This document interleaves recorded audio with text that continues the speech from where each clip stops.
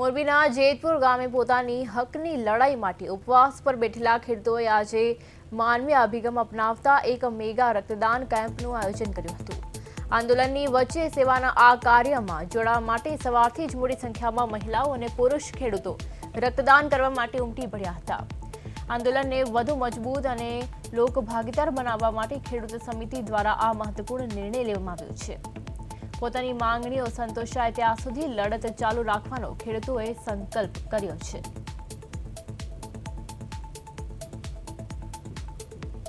પીવા માંગે છે તો હવે ખેડૂતે એવું નક્કી કર્યું છે કે અદાણી જો લોહી પીવે એના કરતાં આપણે આપણા ભાઈઓને લોહી આપી તો એનું જીવનદાન મળશે। બાકી આની કોઈ ફેક્ટરી તો છે નહીં। બાકી આજે અમારો ટાર્ગેટ છે કે વર્લ્ડ રેકોર્ડ તોડવો છે। અત્યારે હાલની પોઝિશન પ્રમાણે લગભગ 500 બેગ ડોનેટ થઈ ચૂકી છે અને આગળ ટ્રાફિક સારું છે। આગળ સાંજ સુધીમાં અમે સાંજે કહી દઈશું કે કેટલું ડોનેટ થયું, કેટલી બેગું કઈ બ્લડ બેંક રહી ગઈ। અત્યારે અમારે 12 બ્લડ બેંકને આમંત્રણ આપ્યું છે અને 12 બ્લડ બેંક ટોટલ આ સેવામાં જોડાયેલી છે। બ્લડ બેંકનો પણ આ તકે અમે આભાર માની છીએ મીડિયામાં। આ આંદોલન અમારું અહિંસક છે।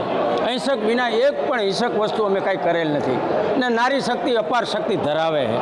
અમે આ લગભગ આજ 21 દિવસથી સતત આંદોલન ચલાવી રહી ને મીડિયા કર્મીનો ખૂબ સાથ સહકાર મળ્યો તે બદલ અમે કાયમ લોહી છે ને અસરગ્રસ્તને દેવા જઈએ।